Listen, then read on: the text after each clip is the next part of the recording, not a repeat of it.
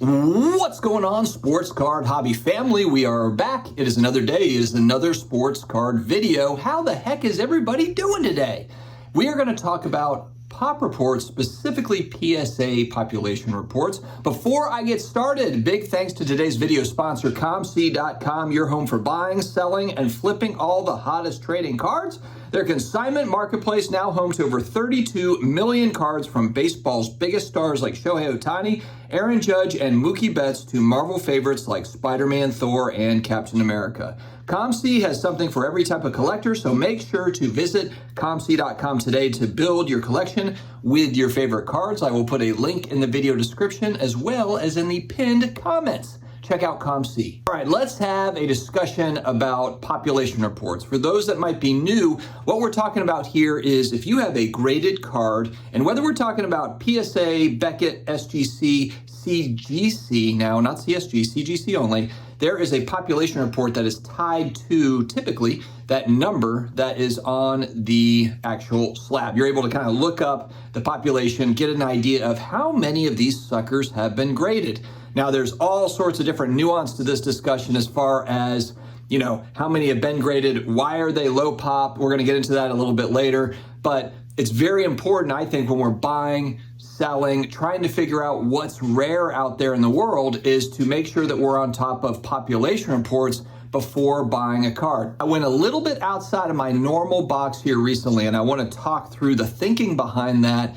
and also something to watch out for. So typically when I'm buying like a Tom Brady serial numbered card, I'm buying Prism products, sometimes Topps Chrome as well. I've got a lot of Topps products, but I've really been kind of fiending watching these things fall in price, or not necessarily fall in price, but they come up on auction. So the buy it nows are very expensive for these cards on eBay. They just kind of sit there. There's one on eBay right now, I think for $749 or best offer. I got this one at the National for $300.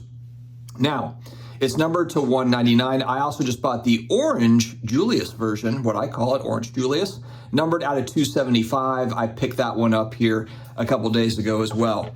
Now, I went a little bit outside of my normal zone. I bought a non-serial numbered Tom Brady 2017 Select Silver Prism, and it's the field level version, one of the field level versions. There's two of them. It's number 286. I really like this card because he's wearing the old Patriots helmet. For me, there's a nostalgic effect to this kind of 80s Patriots helmet with the guy, you know, about to snap the ball on the helmet. I love those throwbacks. Reminds me of a time when I was a kid. It makes me also think of like the Montreal Expos. I'd go to Kmart and they'd have the slushie machine. I remember like looking to see which cup they had because you get the cup with the slushie, and they had Montreal Expo ones and other teams. I remember getting Phillies. Anyway, I used to collect the slurp. Was it Slushie or Slurpee? Anyway, but that reminds me of that. It's kind of that throwback Patriots helmet, and I just like the aesthetic of that particular card. Okay, so we look up the population for that card. In a PSA 10, I believe if I have my numbers right, there's 77 of those. So it's not as if there's like 1,000, but there's also not like 10 or 15. They're not low population, which that also can just be, depending on what we're talking about, relevancy. You know, 77 for a Michael Jordan rookie card would be really low. This is a different type of card. Anyway, there's just so much nuance to this conversation with population counts. But anyway, when you look at the PSA 10, 77, and then how many PSA 9s are there? Like 25?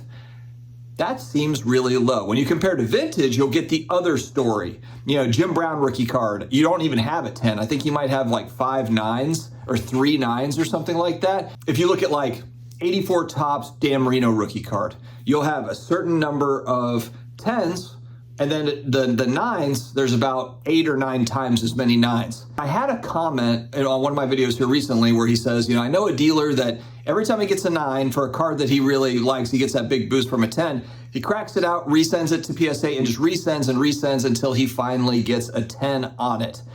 And this is something that can be done at really any grading company, but especially this is the target for PSA because there's such a premium for PSA 10. The combination of the premium for PSA 10 and then the low grading fees, because we're now to a point where it doesn't cost, you know, $100 to grade a card with PSA. Now it can be as low as whatever. If there's a special, maybe it's 15, 20, 25 bucks, you know, and so you can crack it open and resend, crack it open and resend. And so when you're looking at the PSA 9s for a lot of these cards, those numbers are huge, but how many of those are just crack and reslab, crack and reslab. And for PSA, I've heard PSA people say, yeah, but you can send a note to PSA or something and they'll take it off of the population report.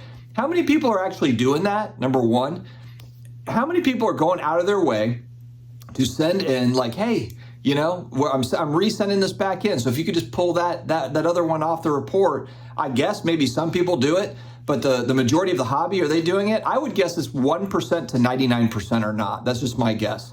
And so what that means is you have inflated PSA 8 and PSA 9 numbers. But going back to this card that I just purchased, if the 10 is at 77 and the 9 is at 25, that means that not many of them have been submitted, but that also means that if I'm going to buy that card, it's got to be a 10. Unless I just want to own a copy of the card just to have in my PC and I'm not really worried about value, then yeah, maybe you get an 8 or a 9 or whatever pops up. But if you care about the value on that card, there's that many more PSA 10s, and to me, it's one of those that's like, okay, that's a fairly easy grade maybe. Select has been known for that. That they're a little bit easier to grade than some of the Prism stuff, and so I got to go with a 10. Now, what'll be really interesting is over time, if that card remains in demand where it's, a card that people want to send in and get graded, Tom Brady, will that 9 number go up? Because I think that there is something that inherently happens at PSA and probably other grading companies as well. A lot of people talk about population control on the 10s, especially with PSA 10s. They talk about, hey, there must be some sort of like internal memo that goes around or something. I don't think that that's the case. I don't think that at PSA, they're like, all right, we've hit the number of PSA 10s that we want to have for this particular card. So if you're going to give out a 10, make sure you get all 20 of us in a room, because we're not going to be handing those out very easily. Where you get all the executives in a room and we need to talk about it. I think they do that for important cards as far as getting multiple people involved if they're going to give out a high grade on a card. But I don't think that there's actually an internal memo like, all right, we've hit a certain threshold and now we're going to keep the supply on the 10s low. But what I do think happens is over time, as cards age up, when PSA gets a 1988 card right now, that's a 35-year-old card. Immediately, they're going to look at that card and be tougher on that card, in my opinion, than they would a brand new 2022 Prism card that is coming right out of the pack. And I don't think that's not a knock on PSA or any grading company for that matter. I just think inherently in your mind, if you are a grader, you have got to be looking at this as, okay, this is an older card. I know that it's not, vintage, but it's still a 30, 35, 40-year-old card if we're going back to 80s stuff. They're not going to very easily hand out 10s on that stuff. It's just simply based on the age of the card. And so I do wonder for some of this stuff that's, 10 years old, 15 years old, 20 years old, does it reach a threshold 10, 15, 20 years down the road when, this stuff, believe it or not, Tom Brady might be considered vintage in the year 2000 if we go 20 years down the road. In 20 years, the Tom Brady rookie card will be as old as the Joe Montana 81 Topps rookie card is now. Isn't that kind of weird to think about? So in 20 years, will they be looking at that as a 2000 Bowman? That's more of a vintage card? Are they going to be tougher to give out 10s on those? I think that they probably already are now to some degree, let alone as time moves on. And so I do wonder about, this sort of stuff too, whether it be 2008, 2010, 2015. That's not an old card by any stretch. But I do think that as time goes on, again, I think it's just natural for grading companies to look tougher on those older cards. I'm not saying that their standards have changed or any of that. I think it's just a mental thing that happens. The proof really is in the results. We don't see very many, 1980s cards, 10s added to that population report, even though there's many of them. There's not a shortage of those cards. There's not a shortage of people trying to get 10s and they come back as 9s. They come back as 8.5s or 8s. For that 30, 35, 40-year-old card. They're out there, but you don't see too many of them hit that 10 population report. And I wonder if that is going to be kind of a similar thing that happens here. And then also when you're looking at that pop report, the 9, especially if it's a bigger card. We talked about this actually previously with the Joe Montana rookie card, because there's the 10, which there's not that many. Then there's the 9, and the drop off in price is huge. The 9 is what, a $2,500, $3,000 card. The 10 is a $50,000, $60,000, $70,000 card. 9 is the last stop before 10.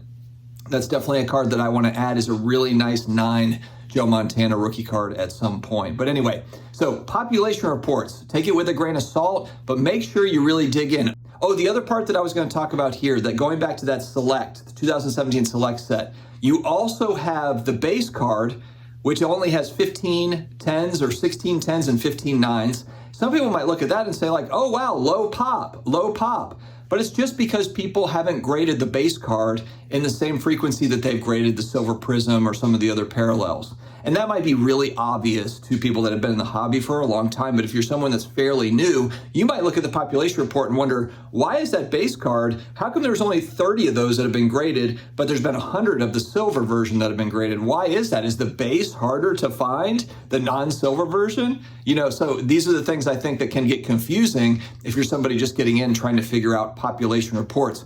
But population reports extremely important to the overall hobby and trying to figure things out. It's a big reason why I like serial numbered cards. A lot of people are like, oh, we have too many of them.